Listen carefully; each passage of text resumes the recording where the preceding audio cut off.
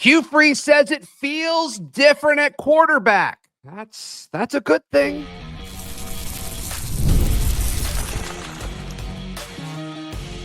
You are Locked On Auburn, your daily podcast on the Auburn Tigers. Part of the Locked On Podcast Network, your team every day. Yes, welcome on into Locked On Auburn, your daily Auburn Tigers podcast. I'm your host, Zac Blackerby. And thank you so much for making Locked On Auburn your first listen every single day. We're dapping it up with the Darrell Dapprich, Montgomery radio legend. Hugh Freeze spoke to us down in Mobile yesterday, Darrell, and we're reacting and highlighting every single bit of it. He said some interesting comments about the offseason, maybe a potential change. We'll talk about that as well as the wide receiver room and some other positions that he called out. But the most interesting thing is about the quarterbacks, of course, and that's what he led off with. That was the first question he was asked, was about Jackson Arnold. And he says it feels different. It just feels different. You're hearing from these receivers saying that it feels different, the way the ball's hitting their hands. And he paused and he said, and it's not just Jackson, it's Deuce Knight as well. But we've kind of heard this before, Darrell. We've kind of heard this before, but like, you hope it's true. You hope it's true. You hope it is just different with Jackson Arnold. Look, I don't want to come across as a buzzkill because I do believe it is different. But excuse me for not getting excited in January yet. I mean, I'm just being perfectly honest and transparent. I want to see what it looks like at A-Day. I want to see what it looks like at practice. And then more importantly, I want to see what it looks like when the lights come on for real. Is there some truth to probably RPM-wise and the way he said the ball spins different and gets on them? Sure, that's great. But we're talking about when no one else is around and when you're not reading defenses. So although that was a positive thing and a good thing to hear, I'll reserve my extreme excitement until I see it play out on the field. Because we have heard this before. Well, what else is he going to say? It's a duck. It waffles. It sucks. It short hops the guys. I mean, so again, I don't want to come across negative or as a Debbie Downer because I'm not that guy. I mean, I've been accused of booging too much, but I also am not going to get burned 2-3 times. And I want to make sure that I see it when it matters, that I see decision-making and balls getting thrown into tight windows and all that. I get it. That's great. That's a great first step that the receivers feel like it's different. Okay. Yeah. That's a one tiny step on the way to where we need to be or Auburn needs to be at the quarterback position. Yeah, I think I'm just kind of now picturing in my head. It'd be hilarious if he came out like, yeah, he's okay, but he's just short hopping everybody. Like the balls are like 4 yards short every time. No, that's not going to happen.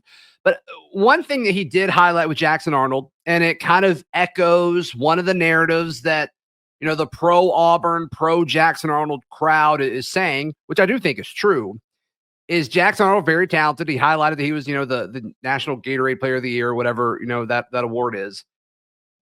And it's somewhere along the way, he lost his confidence. And Hugh Freeze said he didn't know where that was or why that was. I think some of us can read between the lines. I don't think he wants to call out Oklahoma, but I mean, clearly he wasn't put into a situation to succeed. I don't think that's crazy. I know Hugh Freeze can't say that publicly, but I'll say that. I think we've all said it. Like Jackson Arnold was not put into a situation to succeed at Oklahoma. And with that, you lose your confidence. I mean, how many times have we seen that at Auburn where a quarterback comes in and then all of a sudden it's like, oh, okay. All right.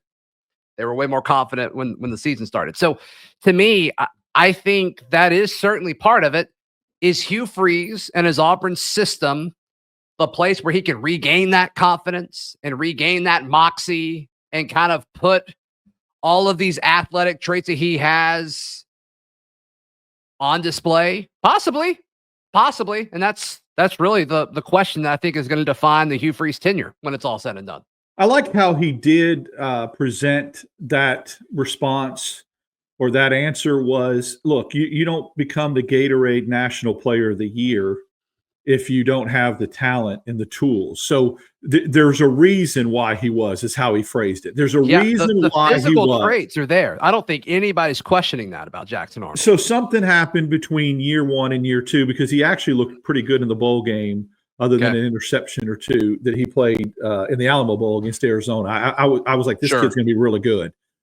And in fact, I remember watching that game and going, "Ooh, he is going to be heck to have to deal with in Jordan Hare next year." But it just didn't come out that it didn't come to fruition. That didn't happen, right? But look, you can say all you want.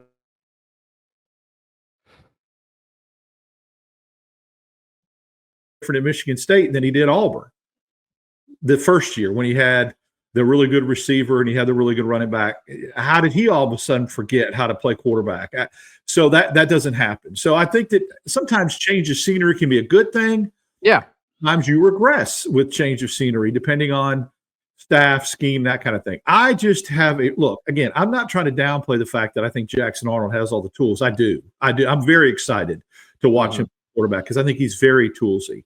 I just can't wait to see it when it matters. That's all. That's all I'm saying. And so, but I do believe he's going to do well in this system, and I do believe that he is going to flourish.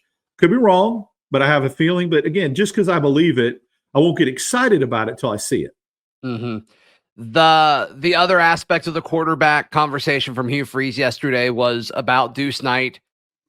I love that he said he's not waiting to be great. He's like pursuing it. And so he's studying more than maybe the normal early enrollee is. And, he's asking a lot of questions, it sounds like, and he's really diving into the mental aspect of it, which is what he needs to do.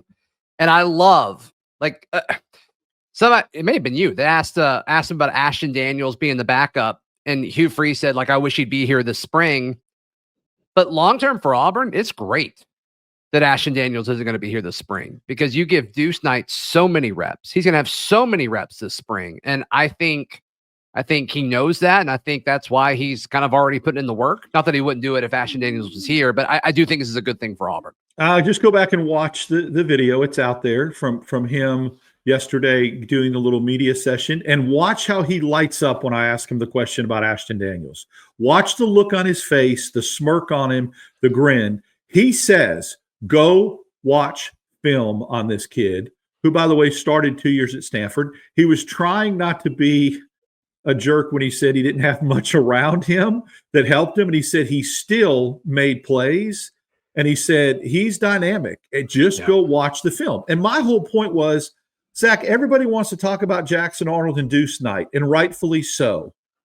But I think it's a really big luxury that people are sleeping on and downplaying, that you've got a backup quarterback at Auburn who has 2 years of Power 5 starting experience. When could Auburn say that?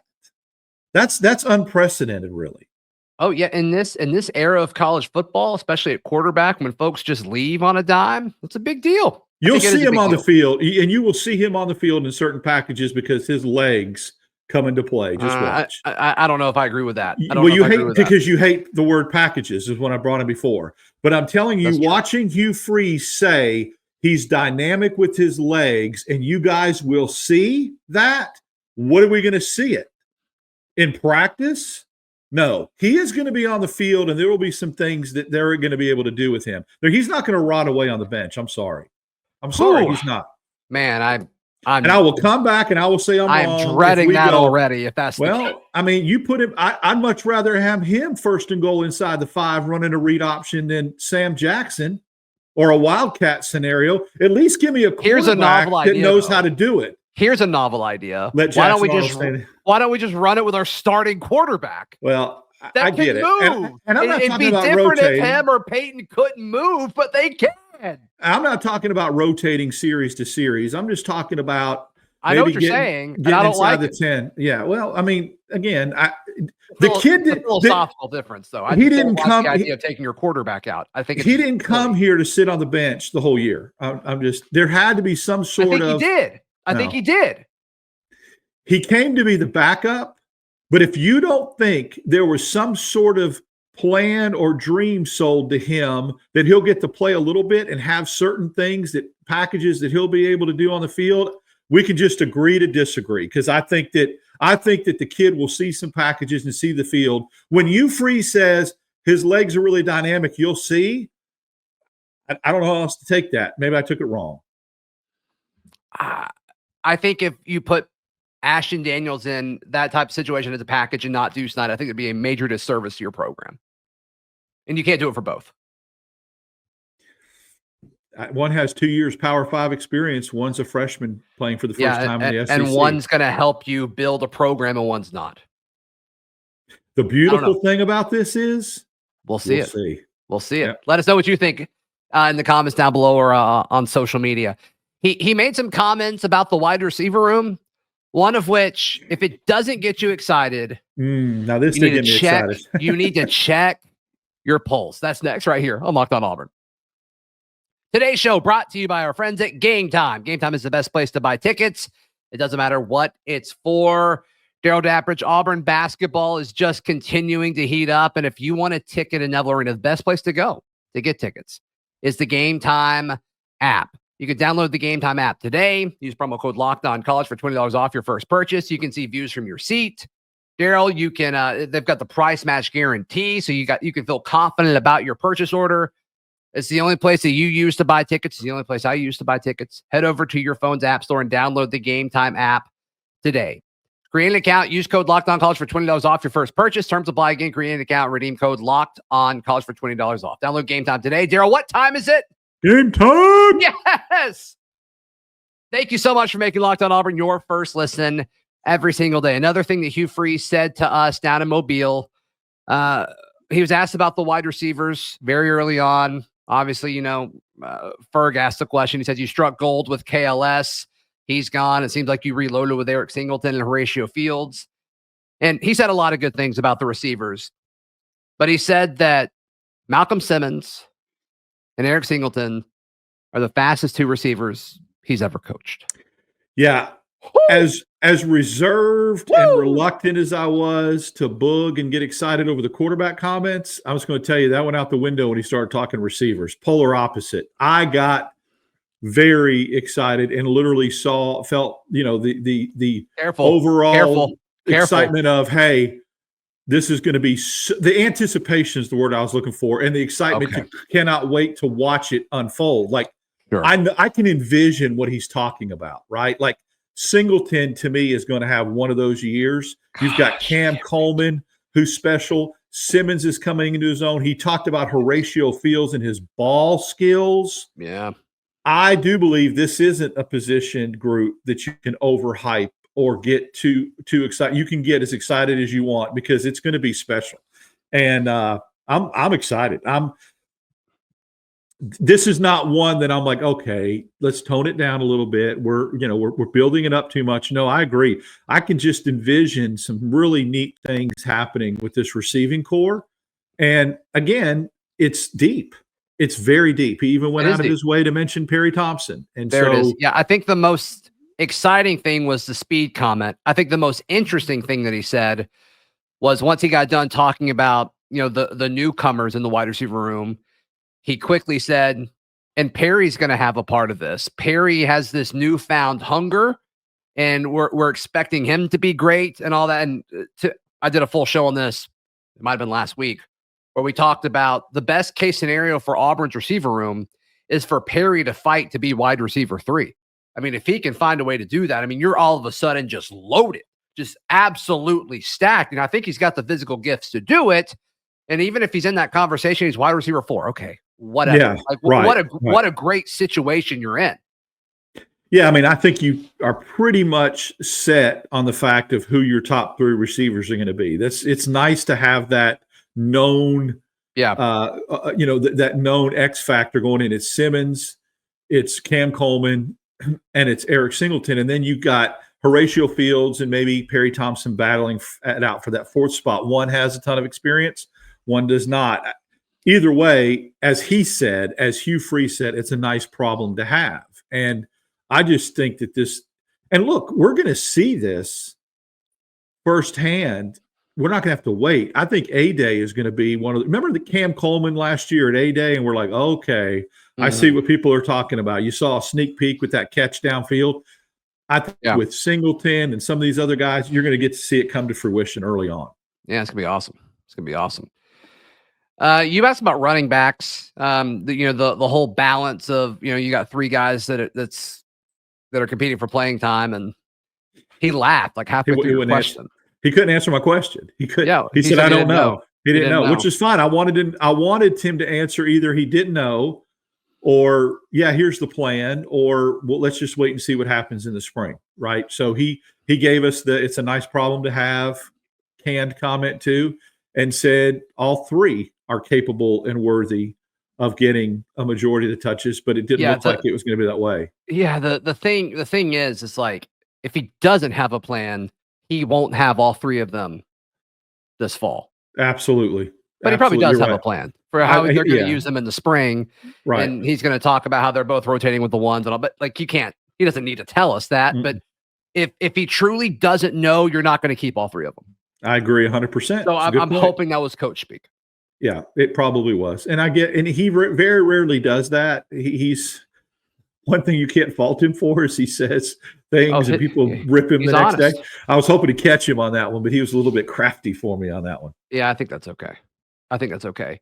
What other positions did he? I mean, he talked about offensive line. The depth and the competition, and he talked about Too Tall Miller needing another year, which I 100% agree. People are so down on Too Tall, and I'm like, well, it's like he's a year ahead of schedule as far as I'm concerned. Like we're he was asked and was kind of needed to play a little earlier than most people were expecting him to. So I don't think he's been really judged fairly in my mind. And so I'm super glad that he's going to be there.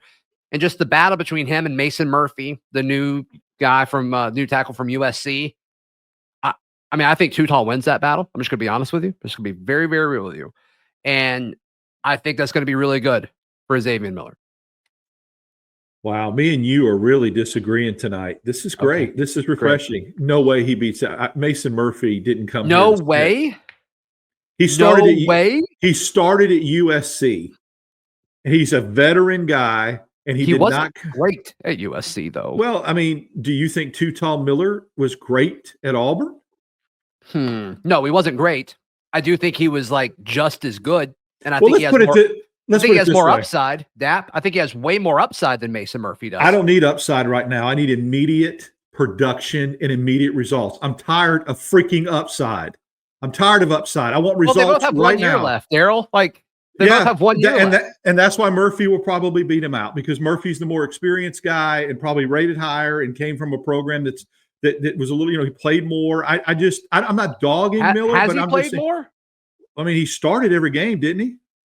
For how long? Well, he also could play guard, though. Remember that. Okay. He also could play guard. I just thought about that as well. So maybe that's what they're thinking. Now I'm curious. How many snaps did he play? He played. So he started in 23 and 24. Played 492 in 22. So he probably started for most of looks like he started the back half of the year in 22. Didn't play in 21. So he's got like 6 games over Too Tall. So like it's not like crazy lopsided here. Yeah. No, I mean, so he played. Too Tall had to play right away. That first year he was here too. Mm-hmm. So Too Tall, he's got 2 years. Yeah, and this kid's got 2.5. Sure. Right, of starting. Okay. Yeah, but he can play guard too, is what I thought I saw when he came out of the portal, that he could play inside. I mean, to be fair, most tackles can play guard, right? Like, is that a huge deal? Like, I don't know. He did play both sides in 2022. I don't know if that's relevant to us, but there's some versatility there, sure. But all in all, like the whole point is there's competition. So it's going to only benefit. Line. It's only going to benefit Auburn, because if Miller does beat him out, then he is the better offensive tackle. Then great, and that shows that he improved a lot from 1 year. Or if Murphy beats him out, it's like, okay, you improved. Like you undoubtedly improved from a year ago. Like there's no speculation to it at all. This coaching staff thinks you improved, and like Tyler Johnson's not going to give up the job. I mean, Tyler Johnson at some points last year beat out Percy. And I just don't think they felt quite confident enough to do that. And so to me, it's just the fact that there's competition every step of the way, and everything that we've heard about Braden Joyner, like he's not going to let just somebody else play guard in front of him. He doesn't care how experienced Jeremiah Wright is. He's going to fight for reps at guard. So once again, like there's no downside to any of this. I think about that. Let's just hypothetically talk about, I mean, I'm not going to, but because we spent a lot of time on it, but just think about what the offensive line could be with all the experience with Wright, Wade, Lou, the kid from Chaplin, and either Murphy or Miller. I mean, that's sweet. I mean, that is, you're going to put the best offensive line that you could possibly put out there from competition breeding it. And then it's probably one of the best Auburn's had in quite a while. Yeah. With backups like Tyler Johnson, Braden Joyner, whoever loses between Mason Murphy and Xavier Miller. And then, everybody's kind of expected a step from DeAndre Carter. Like, not only do you have a starting 5, but like you've got like 9 dudes where it's like, if you had to play, I'm not really worried about it. I love the fact that there might be a game or two where Auburn will literally take all of its offensive linemen off the field and put a second unit in there to come as a cohesive unit and play a whole nother offensive line. You see what I'm saying? Yeah, you need to give Cale Ellis the early or the guy who reclassified a year, so he's going to be young, but like you've got to give him snaps at center. He's probably starting at center next year in 2026. Now, don't forget Joyner can play center too. Yeah, it seems like Cale Ellis is the plan, but yeah, you're right, 100%. And I think that's what Joyner was brought in to do. And then I think he kind of leaned over his skis a little bit, and they're like, "Oh, let's get this guy on the field." So once again, the offensive line, just the whole situation now versus a few years ago, I think the O-line is going to be a strength. I think the O-line is going to be a strength this year, which is super, super exciting. Hugh Freeze made some interesting comments where if what he wanted to happen, it doesn't sound like he's alone. I mean, it would dramatically change how we see the college football offseason. And I think there's a shot that it happens sometime in the future. Let's jump into that in just a moment right here on Locked On Auburn. Today's show brought to you by our friends at Alumni Hall. We all love Alumni Hall. They've got new stuff in. That's the comfort colors. They've got, Cutter and Buck. I mean, all of the big brands. They've got all the Auburn swag that you could possibly need. You're a big gear guy, Dap. Guess what this is? Cutter and Buck. Oh, one of my favorites. And you know how I feel about comfort colors. Oh, I know. You got some T-shirts with some comfort colored love on it. Yeah, they've got it all over at Alumni Hall. They've got 3 great physical locations in Auburn, in Opelika, and in Huntsville. And of course, if you can't get to any of those, you just want to check out their full catalog from the comfort of your home, you can do that too. alumnihall.com. Let them know that we sent you, and they will be sure to take really, really good care of you. They've got all of your basketball stuff. You want to make sure you're ready for March. Head over to Alumni Hall, 3 great physical locations, or over at alumnihall.com. Thank you so much for making Locked On Auburn your first listen every single day. Darrell, when Hugh Freeze spoke to us down in Mobile at Senior Bowl practices, he was asked about the offseason because there's a lot of discussion. Clearly, what's currently happening isn't sustainable. And he was asked, like, okay, what would you want spring to look like? Because he was asked when spring is starting, which is starting the week after spring break. And it sounds like he wants it to be shorter. And he was asked about, okay, like, well, what would you do? And he wishes they could just like do OTA type stuff in the spring and then have like a mini camp style thing in June and then go back to, giving them to strength and conditioning in July. And I think that's interesting. I've heard other coaches kind of hint at the same thing. I don't know why that would be a bad thing, especially when like you don't even have your full roster yet in spring. I don't know. I thought it was an interesting concept. And like the college football world is trying to mimic the NFL schedule more and more. I think this gets you closer to that. The one thing that I would have a question about is an A-Day game scenario. Where you lose that because it's a spring game. So do you play that in June? Sure. Do you play that like a preseason NFL exhibition game and play it in August? I don't know. Of course, that's dangerous because you get somebody hurt right before the season starts. Maybe you play it in June. You play that in June and then you go to SEC Media Day. Who knows? I don't know what the benefit would be, to be honest with you. Do a 7-on-7. I feel like most coaches, they had it their way, they would eliminate A-Day. It's just my guess. Well, that's what he said. He doesn't want contact. He said, I want to do everything where you still go through 7-on-7, you still go through walkthroughs, you still do things, but there's just no tackling and hitting, is what he said. Yeah, I mean, I can't imagine spring games are like the reason they wouldn't do that, though, right? Do you not? I see what you're saying, but I mean, I do believe that unfortunately universities think about revenue and think of all that thing and what the spring game brings from a fan day. It's a fan centric day that I know there are people that don't typically go to a ball game because it's so expensive that maybe sometimes they just go to a day to see their favorite players. Well, they could still do that in June. They could still do a. That's what I'm saying. I think if you could push it back to June, I would be all for it.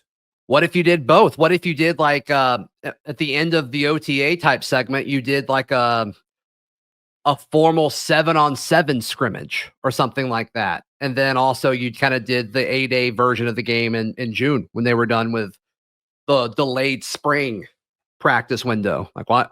I don't see an issue with that. Yeah, I don't. I mean, it'd be hot as you know what, but and it is also closer to the start of your season. Sometimes you see guys get injured in April, but they're still able to start the season in September. June might be pushing it if something unfortunate was to happen on the injury bug. Yeah.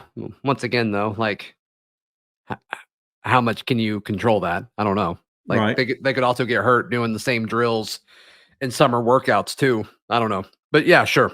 So we'll see. I thought that was interesting. And then he was asked about the January portal or his thoughts on the portal.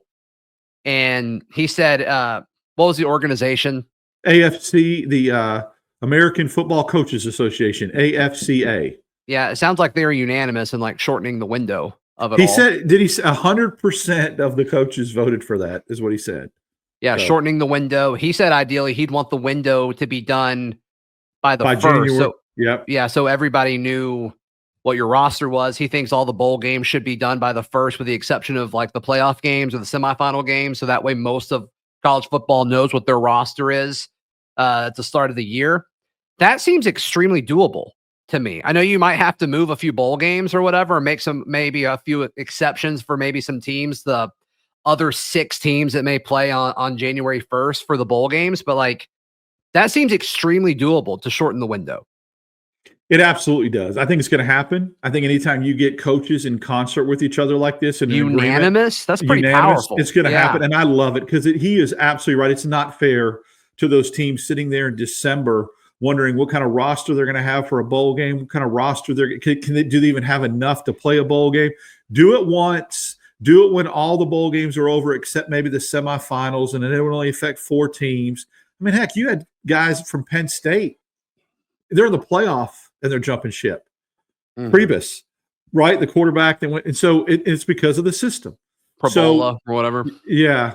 So I would just say, I forgot his name. I would just say, have that one window, do it after bowl games, let the first round of the college football playoffs go through, maybe the second round, and then say, okay, let's go. And then you'll have a better idea, and it won't affect as many teams. Yeah, that one seems way more doable than like moving spring and, into summer workouts and all that stuff. So we'll see. It's definitely a fascinating time, fascinating era in college football for sure. Darrell Dapprich, how can people check out everything you've got going on? Follow me on X, Dap6410, Instagram, Darrell Dapp, and then Wednesdays and Fridays, or a couple days a week during with you, and then live basketball shows. Yep, and please like the video. Please subscribe. If you missed last night's basketball reaction, it's up. Whether it's on this YouTube page, if you're watching, or if you're on audio, it'll be the show that's right before this. So be sure to go and check that out as well. We'll see you next time. This has been Locked On Auburn.